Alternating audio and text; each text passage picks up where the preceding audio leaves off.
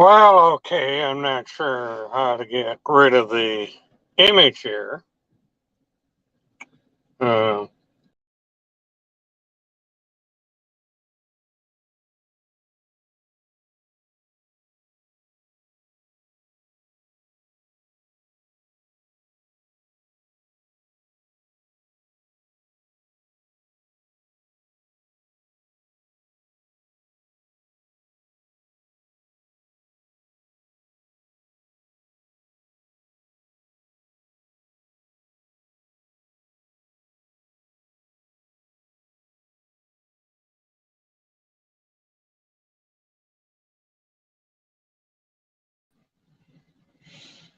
right, bear with me. I am trying something here,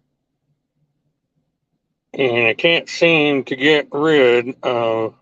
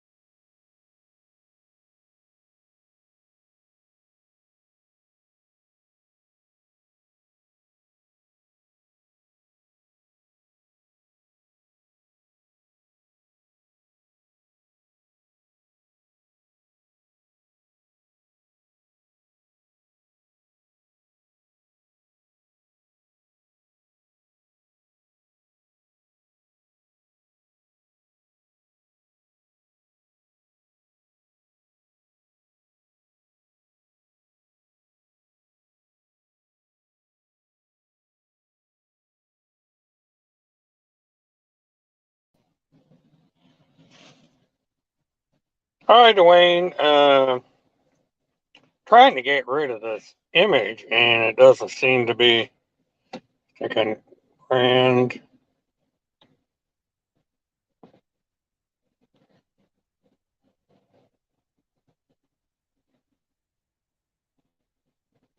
There we go. That's what I was trying to do. I was trying to get rid of that damn image. All right.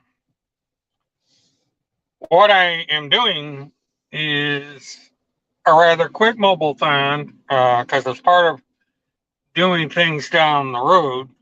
Uh, I want to test my ability to do Mobilethon, see how this is going to work. And I figured I'd make a mobile podcast out of this for a few minutes. And basically, what I want to do is get into who is really saving the children out there. Or is there anyone saving the children out there? Because it seems to me we're getting into a situation where uh, we have people that are no blow, all blow, and no show, as the expression goes. And that is that everybody's talking a good game, but I don't see anybody playing. And I don't see anything being accomplished. Now, the one individual whose image was up briefly brags a lot about uh, saying he's a media agent for the PPTF, whatever the hell that is. And then he's going around and with his efforts, he's saving all kinds of children and doing all kinds of good things, but there doesn't seem to be anything being accomplished. We have um, claims being made that he's doing all these things, but nothing to show for it. Where are the 2,100 children that were supposed to have been rescued? When that fell flat on its face, he turned and blamed David Lester Street. Now, David Lester Strait is another one of these people that you have to wonder, is he doing anything or is he just creating avenues to make money? And that's also getting back to door number one, Mr. Homestead. We have seen, I think, about 5 different e-begging sites on several different platforms, or on one single platform, and then he has, uh, other platforms where he is trying to get people to send him money. Uh, $40,000 for a new car, uh, expense money, money to contact the former president, you name it. He's got an eBay site for it. And the only problem here is he has nothing to show for it. He certainly doesn't have the $40,000 car he's asking for. And other than filing some ridiculous lawsuits accusing people who are not guilty of anything of child trafficking, child murder, child this and child that, that's it. He's even called out the Center for Missing Exploited Children as a fraud. Uh, he is even suing the state of Ohio because they won't do what he wants. So, where are we in this situation? Do we have anyone out there who is interested in helping save children? Or are what we see on social media nothing more than a bunch of people out there to exploit missing and abused children for their own personal gain, to get that money, to get that attention, to get that fame, get those groupies out there who day in and day out uh, come to defense of people like Mr. Holmes says and so forth, and worship him like he's some kind of God or savior. It would be nice if we could discern where the legitimate people are who are trying to save children. It would be nice to find out if there's someone out there who is actually doing something about this, instead of going around and blaming people that simply criticize them for speaking their mind. Now, this brings me to the second part of my little diatribe here, and this is what I call Bulgar Wars. Now, Timmy has claimed, A, that I look like Whitey Bulger.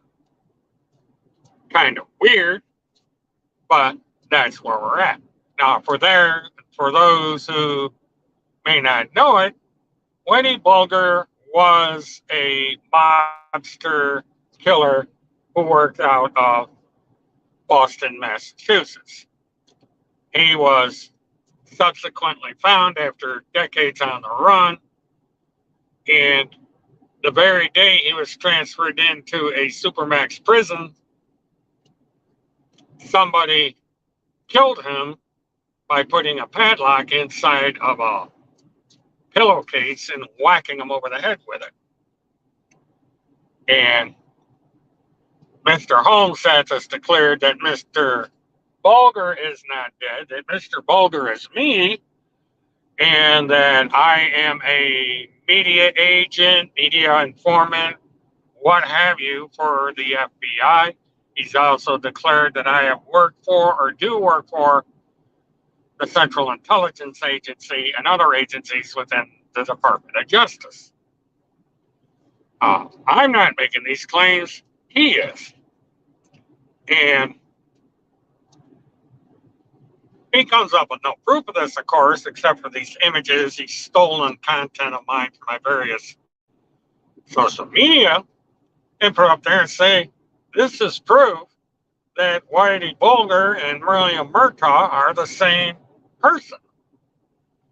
Now, what's interesting about all this, in my previous live stream, somebody came in and they say, Mert, why don't you have your glasses on? Why are you clean shaven? Are you trying to hide the fact that you look like Whitey Bulger? And you come up with this disguise, kind of a reverse Clark Kent of taking your glasses off and shaving in hopes that people won't recognize you as Whitey Bulger, even though there's years and years and years of me posting my real image on the internet, both with and without glasses.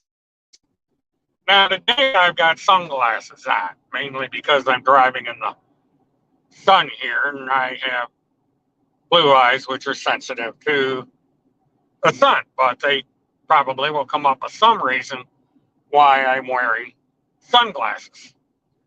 Now, I can't see the comments. I don't read comments when I'm driving down the road because that's considered distracted driving. So if anybody left comments in the chat, I can't read them right now. I'll read them later when I go back in and see how this turned out. Now, getting back to Mr. Bulger.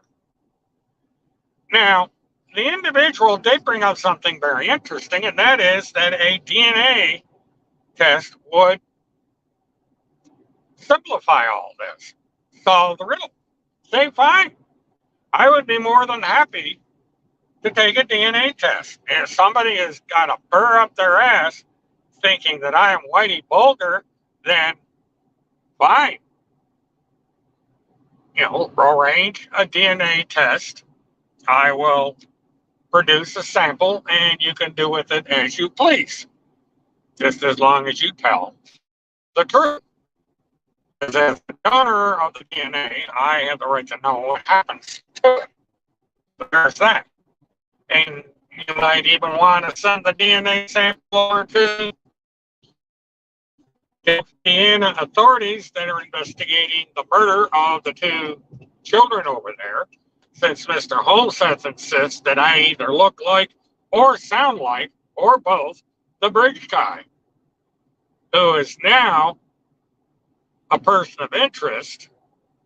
In that case, there has been an individual who has been arrested and is currently in prison awaiting trial for the murder of the two teenagers. Now, Holseth ignores the fact that this individual is a resident of Delphi, Indiana. He is known to the community. He admits that he was over in the area where the two teenagers were murdered on the day they were murdered. And his registered firearm or a bullet to the registered firearm was found at the vicinity, bullet casing to be more accurate, and that was tested against the gun and found to match. Now, this is one of these things you see on CSI shows where you got all this evidence and they go to court and you hear the familiar bing bing and the guy gets convicted and he's sent away in the space of an hour. But Mr. Holmeseth, being Clark Kent and Clarence Darrow and Sherlock Holmes all rolled up into one, says the guy is innocent. He is being framed. And that the actual defendants are people like me, a woman from the state of Ohio, a lawyer from Fort Lauderdale, a retired first responder from Virginia who used to live in Florida. He's got all these suspects out there to take the place of this guy in Delphi, Indiana.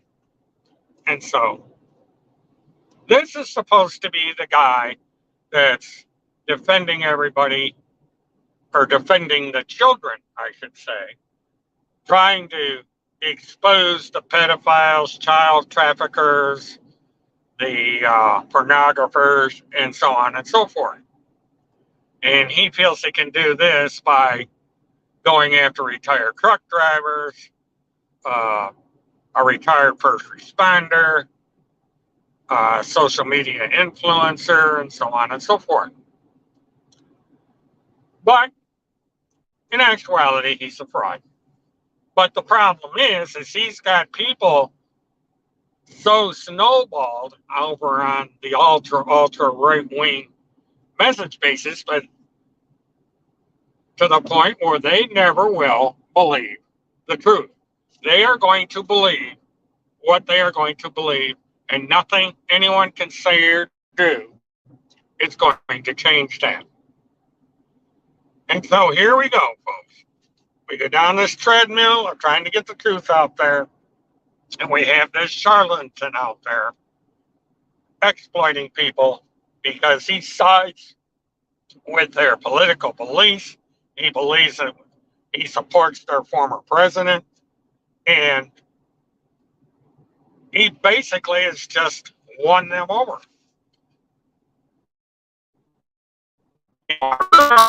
For these people, never come to the realization that they have been had, that they've been played, that they've been fooled, that they've been taken for suckers by this individual. That seems to be what is going to happen. Because whether it's today, tomorrow, next month, next year, or years from now, eventually this individual is going to be exposed as the fraud he is. And we do not know how much damage he's going to do in the meantime.